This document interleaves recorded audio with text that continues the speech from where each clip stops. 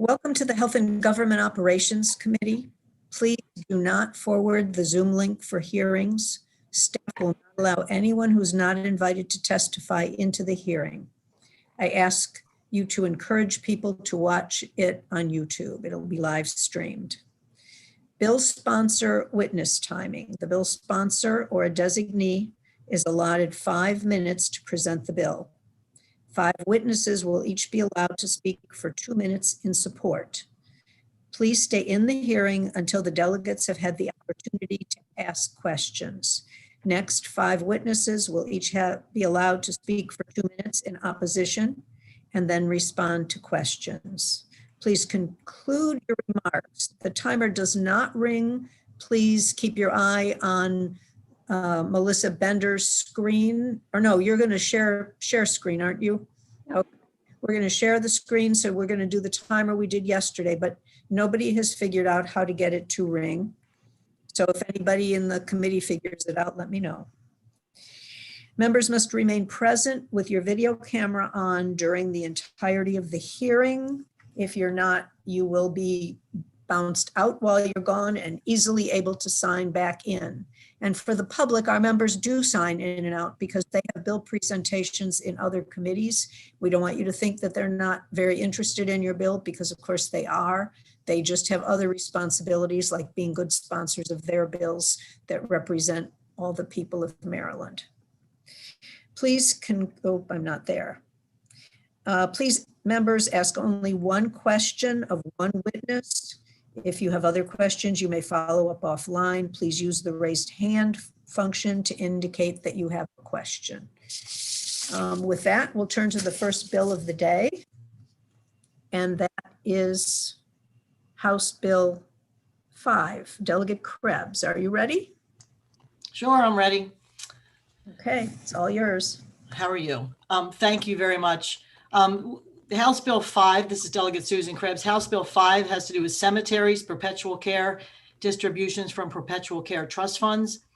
This is the same bill that we voted through the HGO Committee and the House last year, with the addition of some new language, just clarifying language by explicitly stating that any distributions from the trust fund can only be used for the care and maintenance of the cemetery. We've worked on this bill for 3 years. We believe that we've addressed every valid concern of the stakeholders over the years. And I just want to review it quickly for you guys so you have it on your radar screen. You know, what is the problem that we're trying to solve? Cemetery owners are finding it increasingly challenging to properly maintain their properties, given the particularly low interest rate environments we've had for the last decade. It's even gotten worse this year. I mean, if you know what a CD pays right now, it's paying 0.05. I mean, so that is a very, very low interest rate. It's almost zero. And that's what these perpetual care funds base their spending on. What does perpetual care do? Basically, a perpetual care means the maintenance, including grass cutting around monuments, the administration supervisor of a cemetery, the grounds, the roads, the repair of the buildings. So if in perpetuity, we want to make sure that our cemeteries are being taken care of. And we're finding that that's not happening all over the place. So we want to make sure that we are able to take care of our cemeteries and those that are interred and our loved ones. So I believe this bill is a consumer protection bill, and the environment that we're in, it's more than ever needed.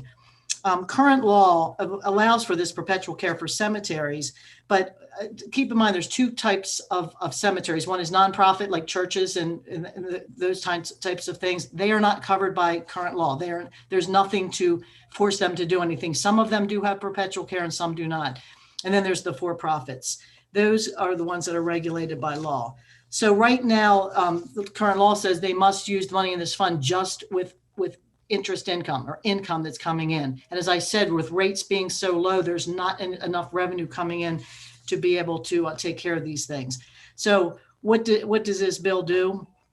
It basically modernizes the current law to accept the widely accepted method of administering a trust that protects the interred and their families. And these trustees would have a fiduciary responsibility to do what's in the best interest of the trust. It doesn't change who's overseeing the trust. Who's overseeing Office of Cemetery Oversight, but it allows the trust to choose, if they want, with their own money, how it's invested and how it's withdrawn, which would incentivize the trustee to invest more for the long term, and not just for the short term. And it's a little bit complicated, but it basically, it's going to allow us to put aside enough to cover cemetery costs for ongoing time. As I said, we passed this bill last year. The only language that has changed is clarifying language that basically says it must be used only for the trust and for nothing else, for the maintenance of the perpetual care.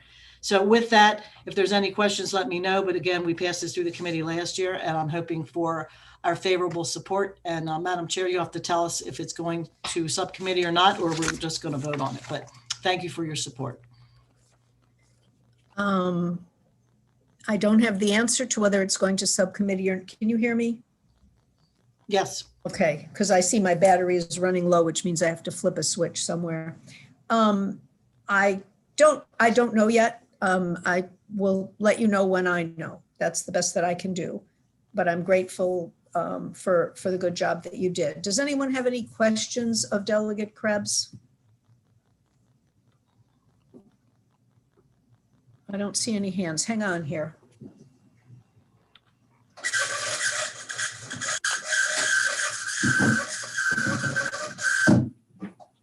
Well, all the things that could go wrong have, but we're good now.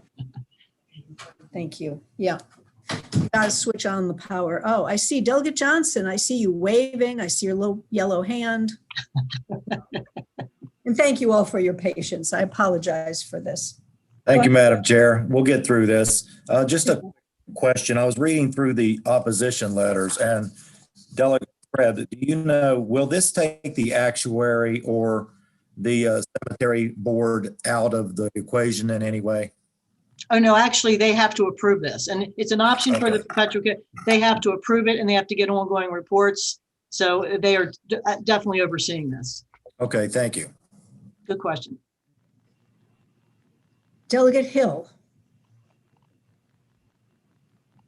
Thank you, Madam Chair. Delegate Krebs, same thing in the opposition testimony so that everyone listening can understand. The Attorney General's office raises an issue by permitting, I'll quote, by permitting a cemetery to use the corpus of the trust fund, there will be no assurances that there will be sufficient funds to maintain the cemetery in perpetuity and nothing to prevent a cemetery from having inadequate funds in the future. Thank you. Yes, if you could respond.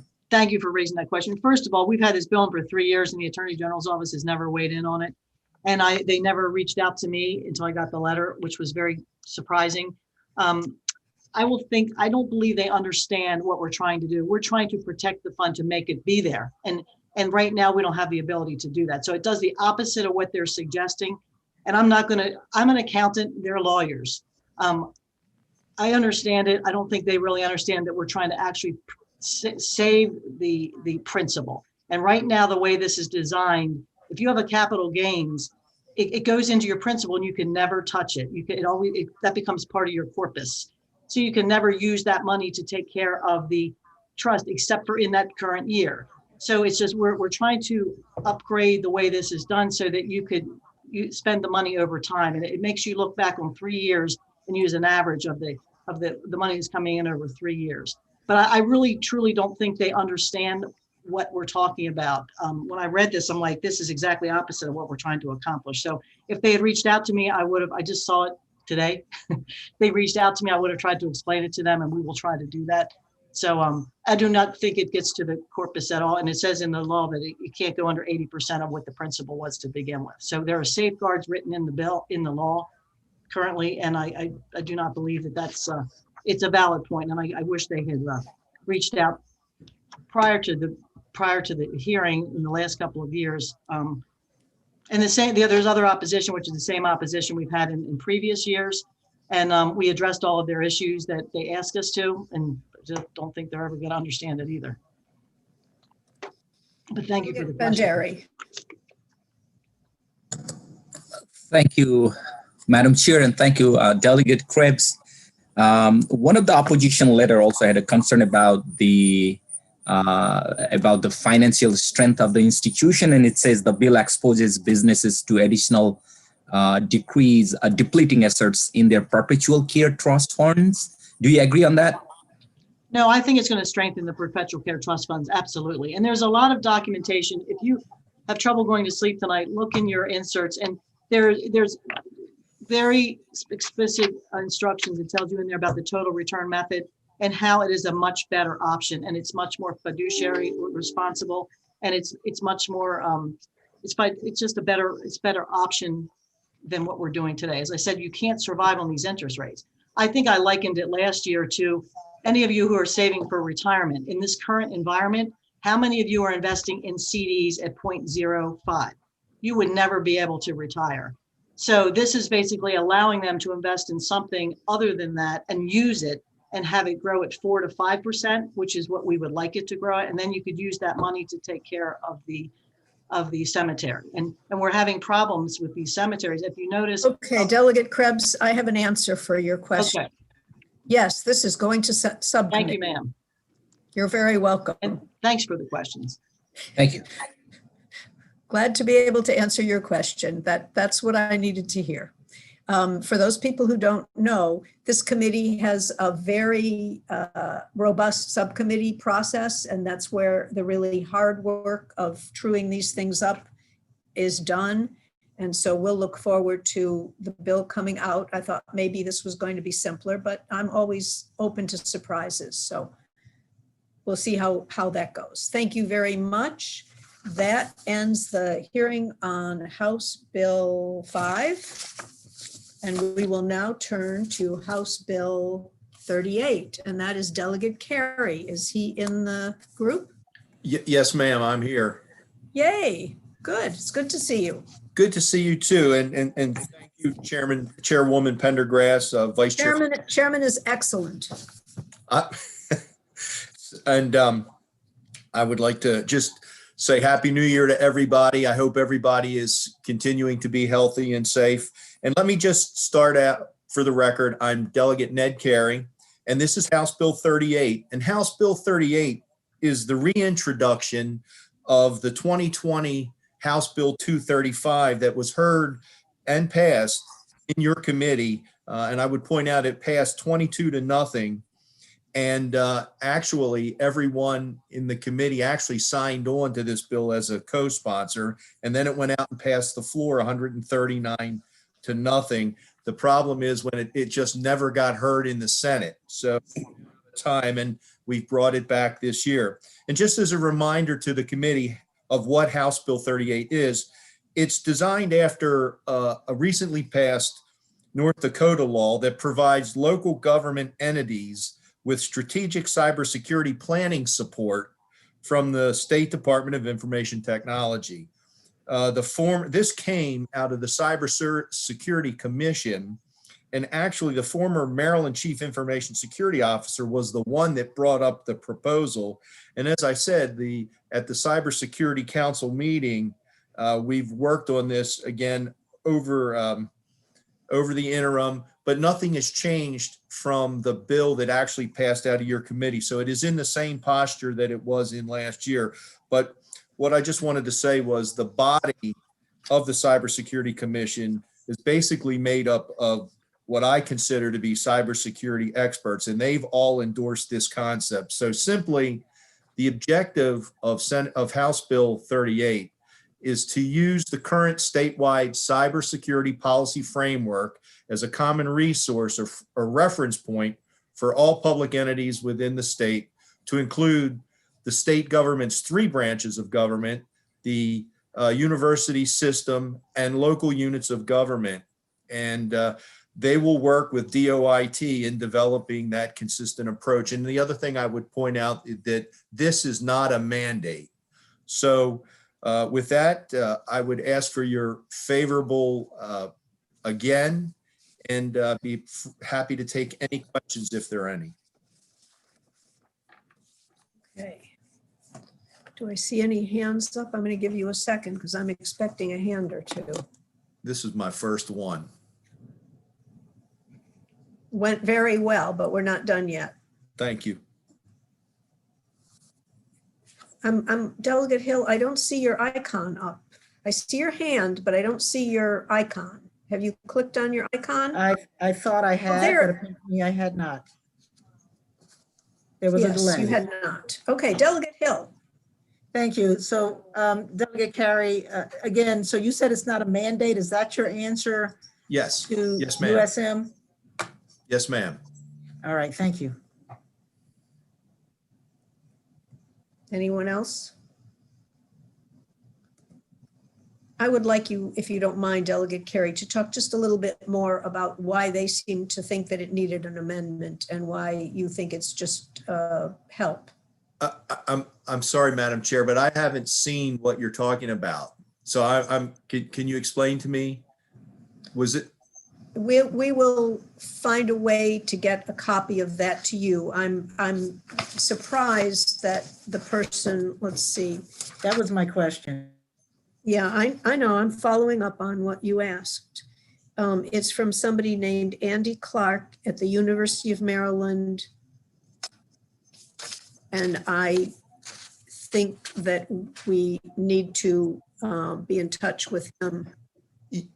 Yes, In ma'am. particular, you. So we'll find a way to get contact information and the testimony to you so that you can have a conversation with him, because I'm not at this point sure that he understood or that we understand him. Yes, ma'am. And last year, like I said, this bill was in the same posture that was passed by the committee, and they didn't have any issues with it last year. And I guess because my question is it the University of Maryland College Park or the University of Maryland system? Hang on a minute, because I just had it in my hand and I'm going to look for it and tell you. Maybe.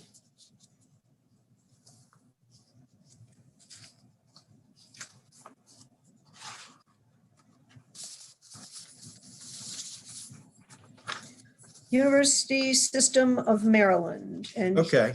oh, wait, this is another person's name on this. Mike Eismeyer, Assistant Vice Chancellor for IT and CIO. Now he's a different person. Well, I would be happy to reach out to him and work through the issues. Yeah, why don't we make sure you get the information? Yes, Okay? ma'am. I will do that. Let me just say one last thing, and not to belabor anything, but this is just a framework. If they have something that works better, they should use it. Well, I think that's kind of what they said, but we'll figure it out. Okay. No other Thank you. questions? Thank you very much for your testimony or your presentation. We do appreciate hearing from you, Delegate Carey. Thank you all very much and have a great day. You too. And that is the hearing on House Bill 38. And we're now turning to House Bill 182. Delegate Kerr. Thank you, Chairman Pendergrass, Vice Chair Pena Melnick, and fellow members of the Health and Government Operations Committee. I'm Delegate Ken Kerr. I returned this year with House Bill 182, Podiatric Physicians. You'll probably recall this bill from last session as House Bill 428. The bill is unchanged. What this bill is asking is that doctors of podiatric medicine who specialize in the treatment, care, surgery of the foot and ankle be permitted to refer to their profession as podiatric physician, and such a change requires legislation. Their reasoning is that it more accurately describes this evolving profession, which has the ability to diagnose, treat, perform surgery, and prescribe pharmaceuticals for the foot through the mid-calf. Last year, this bill faced opposition mostly from orthopedic surgeons who also treat the foot and the ankle. Their objections were mainly three. The first was that podiatric physicians would be the only physician not regulated by the Maryland Board of Physicians. Their second major objection was that there's a national joint task force addressing this issue. And according to testimony, this task force recommendation was right around the corner, and it was likely to be in place before we could even put this bill into effect, and that passing a bill like this was premature. But here we are a year later, there's no task force report, and one is not expected anytime soon. And finally, the opponents claim that allowing podiatrists to include the word physician in their title would cause confusion.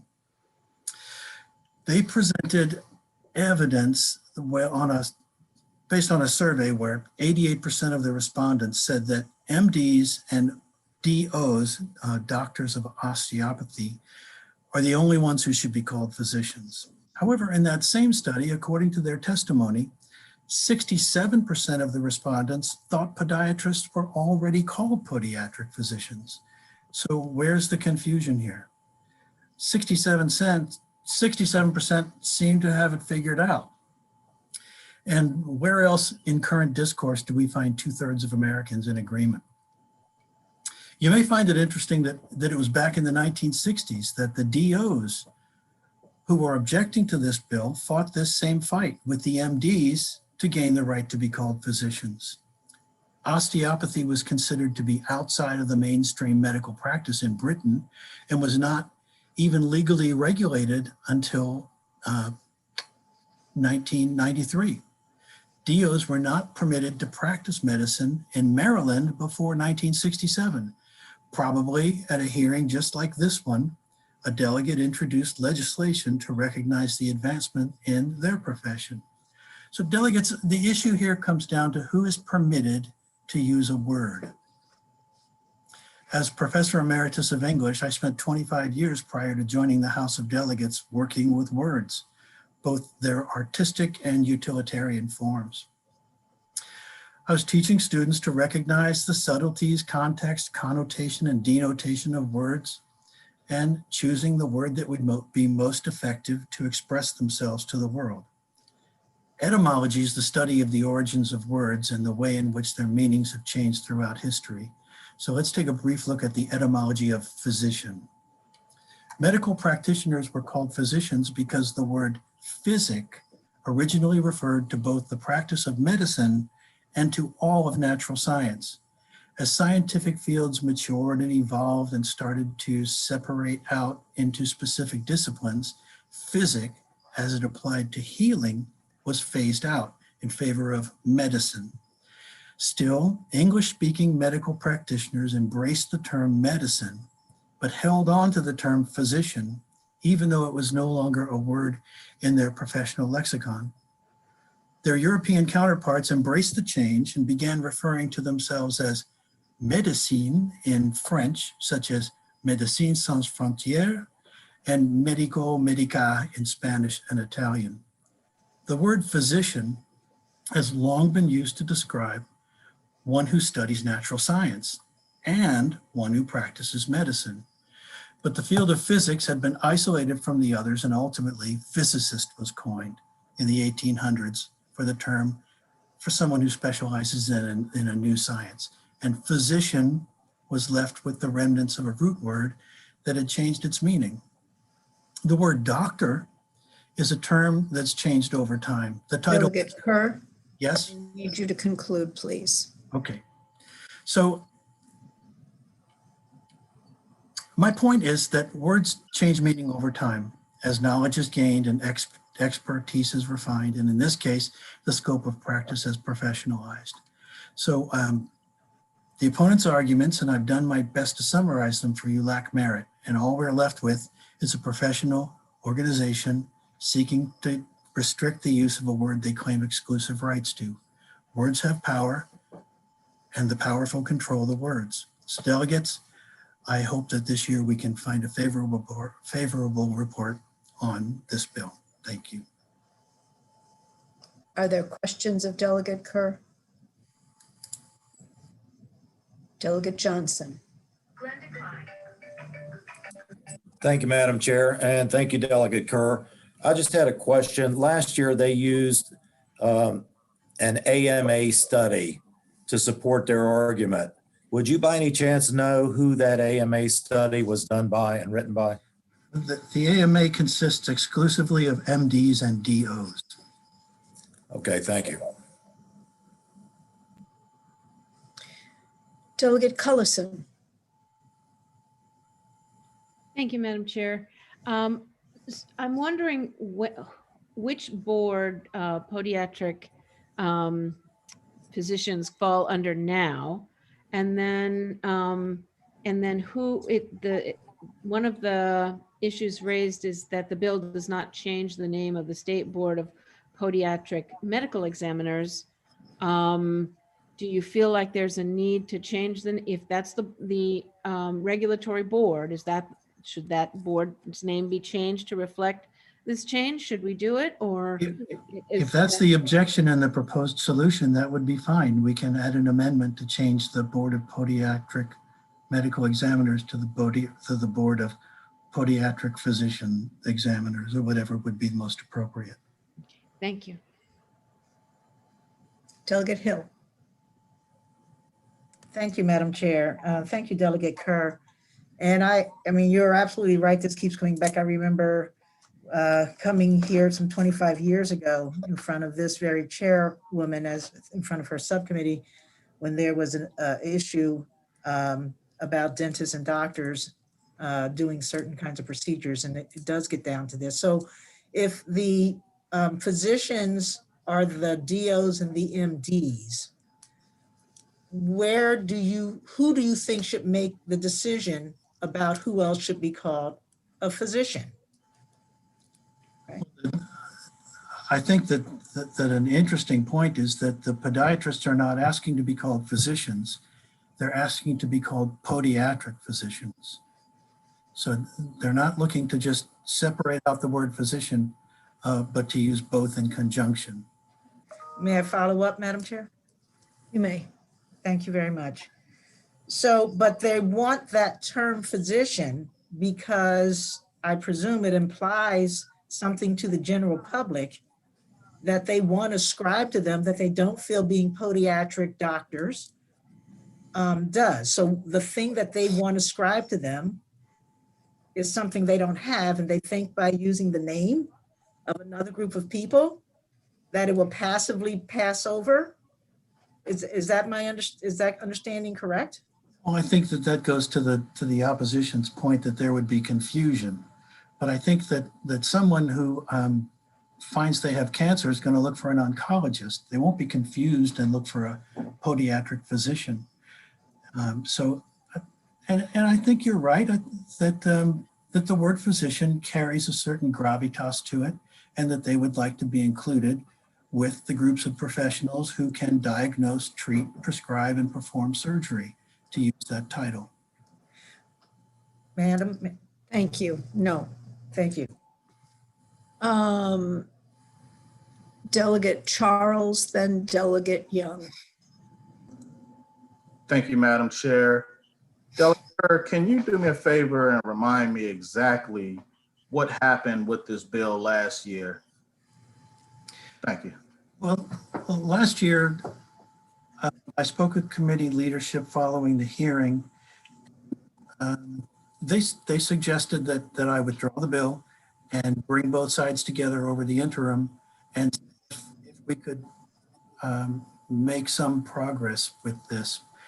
But the opposition remains intractable and is not open to even much of a discussion. They listened politely, but were unmoved and unwilling to yield any space at all. So I withdrew the bill and tried to negotiate some type of an agreement, and with the understanding that it would come back again this year. Okay. Thank you.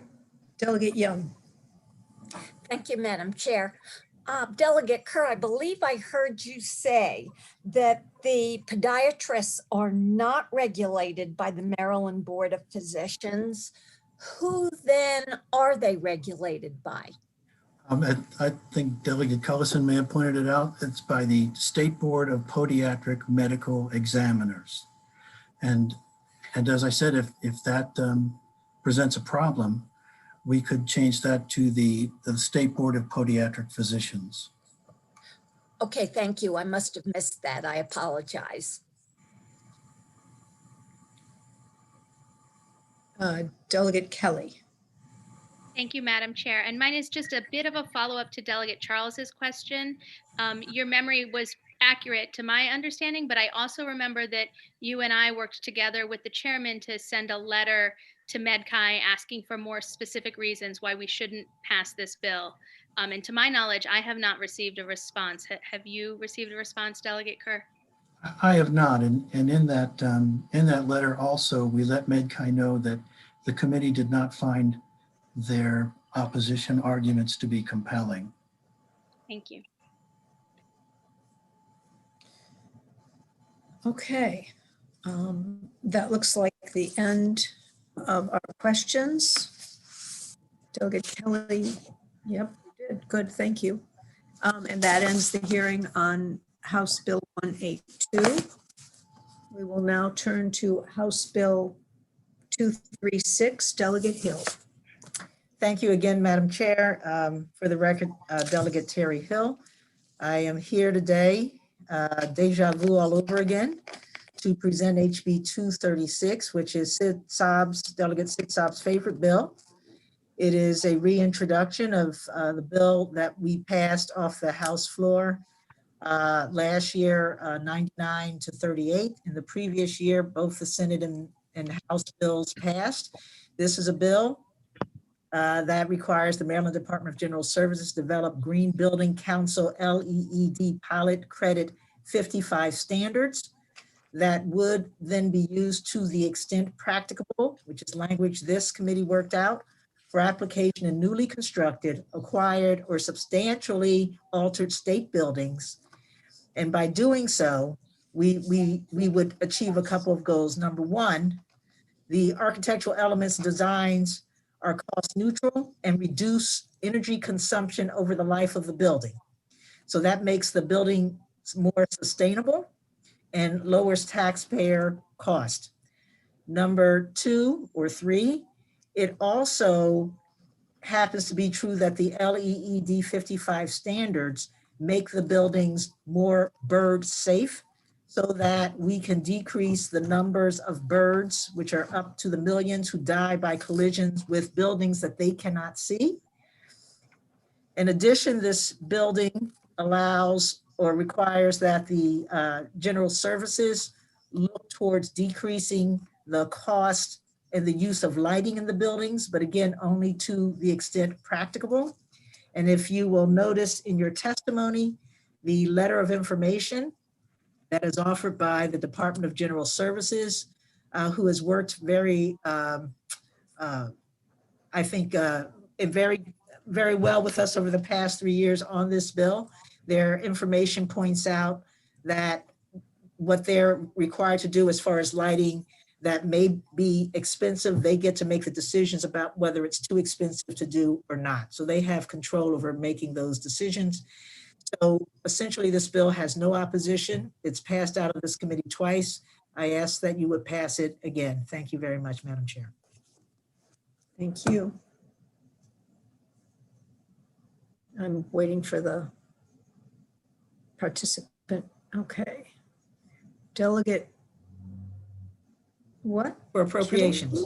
For appropriations. Delegate Kittleman is here. For Oh, I apologize. I didn't remember that we had another committee here. Delegate Kittleman, who else is here from your committee? Aye. Just you? No, there are two other, oh, there, Jazz. Jazz here. Lewis. Jazz Lewis, hello. And who's the third? You remember? Delegate Krim. Delegate Krim. Well, welcome to the Health and Government Operations Committee, and my apologies for not realizing that you were there. We will call on Delegate Kittleman. Thank you. I know I've heard this bill at some point in the past. I don't remember coming to my committee, but there were a number of things that concerned me. This bill, I will congratulate my fellow Howard County delegate, seems to be much better. But I did want to just ask, my huge fear is light. There are a lot of things that say the way that you need to make birds see windows is not to have so many windows, etc. And it takes me back to the days when the school system decided to take all the windows out of schools. I personally, I'm sitting in my office and I've got so many windows open. that, I react. Delegate Kittleman, we have a rule. Your question is supposed to be shorter than the answer. Oh, well, I'm sorry. I come from the long line of judiciary. I guess I'm saying what will protect us from trying to take a lot of windows and light from office buildings in particular. Thank you for that question, Delegate Kittleman. So the primary way that the LED 55 pilot credit 55 standards are met are really through design elements. It's not necessarily letting the windows out. And so by frosting, etchings, other elements, you actually get more light in, although it's diffused. And so that has a lot to do with making the building visible from the outside without decreasing the amount of light that comes in. And that's why these kind of design elements also prove to be energy saving for the building as well. So, and again, for example, we spoke with General Services about courthouses, which have other priorities that they have to meet for safety and other things. And so there are ways that you can do both. You can meet those other priorities. And so this is not restrictive. In fact, the Department of General Services will be taking your kind of concerns into consideration when they come up with the standards that our other state buildings are to use. So this does not direct them on what those standards have to specifically be, just that they should be in compliance with the LED pilot credit 55. Yeah. Thank you. I appreciate that. Thank you. Okay, and that seems to be the only question. And Delegate Kittleman, you wouldn't have had the hearing. You might have sent 3 people to the hearing as you came to this hearing today. So it might be easier not to recall since you weren't listening to the testimony probably. That ends the hearing on House Bill 236. And we will now turn to House Bill 297. Delegate Pena-Melnick. Good afternoon, Chairman Pendergrass and committee members. Thank you for allowing me to present to you House Bill 297. In 2019, our legislature voted unanimously to create the Maryland Lynching Truth and Reconciliation Commission. In doing so, Maryland became the first state in the nation to launch this effort to heal the horrific wounds of racial injustice. So since then, the commission has been holding meetings throughout the state. On November 2nd, 2020, the commission was awarded a $300,000 grant from the federal government to complete their work. House Bill 297 revises the date for submitting the final report and extends the commission's cessation date. I respectfully request a favorable report. There's actually one amendment submitted by Dr. Falk, basically extending the commission even longer, and I would respectfully ask this committee to accept his amendment. Thank you so much. Thank you, Delegate Pena-Melnick. Are there questions of the sponsor? Seeing none, that ends the hearing on House Bill 297. We'll now turn to House Bill 317. Delegate Gilchrist, are you in the room? Yes, I am, Madam Chair. Hello. Welcome Good. to Health and Government Operations Committee. Thank you. It's good to be here. Madam Chair, members of the committee, I'm Delegate Jim Gilchrist with House Bill 317. 317 is greenhouse gas emissions in food procurement. It establishes the goal of the General Assembly to reduce greenhouse gas emissions from our procurement for food by 25% by 2030. Without addressing these sorts of greenhouse gas issues, it will be very difficult to meet international climate accords. It's similar to the Cool Food Pledge developed by the World Resources Institute, which Hilton, IKEA, University of Maryland, and others have committed to. And it's also similar as a legislative goal to preserving agricultural land, which was up for revision this year. We're gonna have a bill to extend that one, but it's a similar legislative goal. This bill sets a course over a number of years to reduce greenhouse gas emissions similar to the Renewable Portfolio Standard, so that everyone has time to react with plenty of time to deal with the issue. Madam Chair, this is the bill that was in last year, which passed this committee in the House, and I urge a favorable report.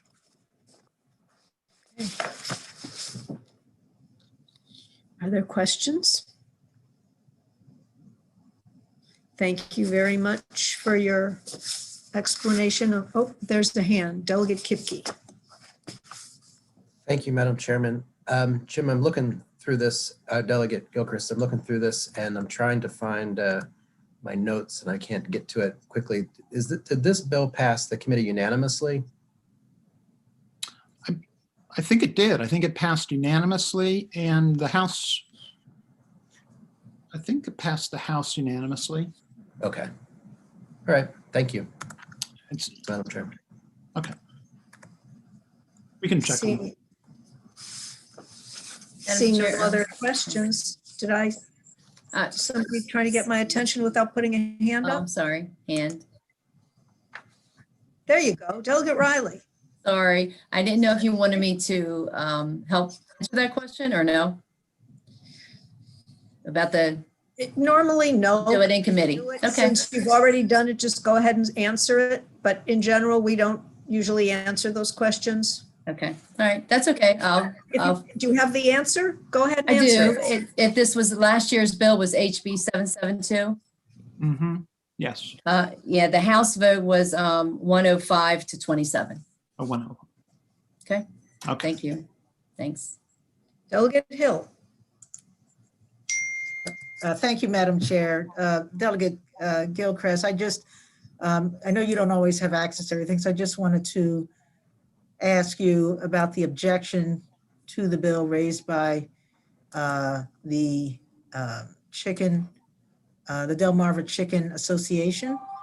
And they make a statement that that they're concerned that the methodology that this bill requires will not take into account the strides that have already been made in the chicken industry to reduce carbon footprint, as well as the impact on local markets. And I just wanted to give you an opportunity on the record to respond to their concerns and whether there's anything that you wanted to state. Well, I would just like to point out that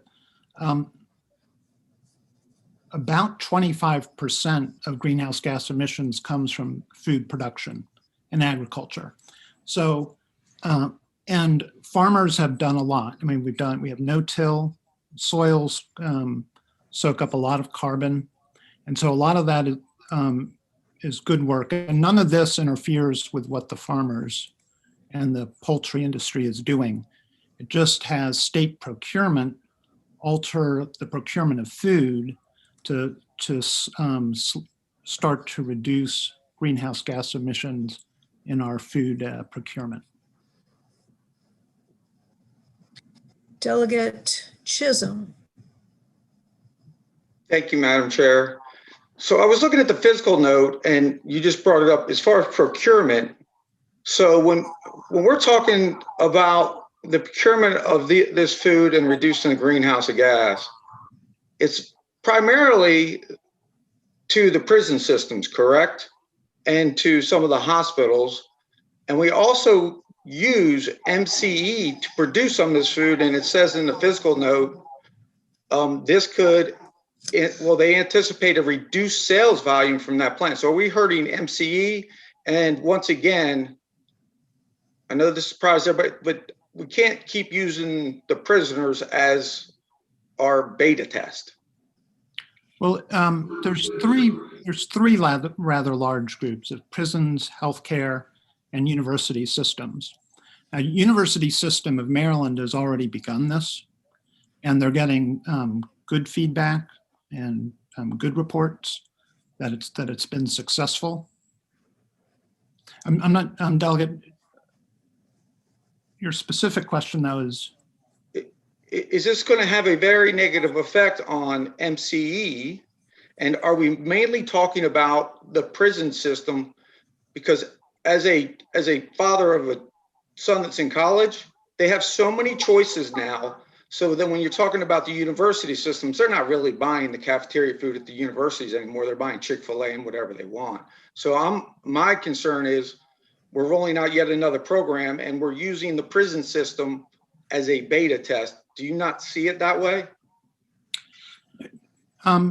No, because healthcare and universities are also large users. And it's a number of groups have started this. There was a school system in Oakland, California that did this very project. And what they learned was that it was very successful and they actually ended up saving money because the food they used was less costly. And there weren't the complaints. It was a very successful project. So no, I don't see it as a beta test. Thank you, Madam Chair. Madam Chair, if I could follow up with you, are these going to go to subcommittee? And I don't want to, I just think there's a lot more research that needs to be done in subcommittee. I don't have the answer to that usually in a hearing. Thank you, Madam Chair. I'll do the best I can to get it either scheduled or not, but I just don't have the answer until I think about these things. I'm confident you will. Thank you. Thank you. Delegate Kipke, is your hand really up? Sorry, the deja vu factor is just really difficult right now.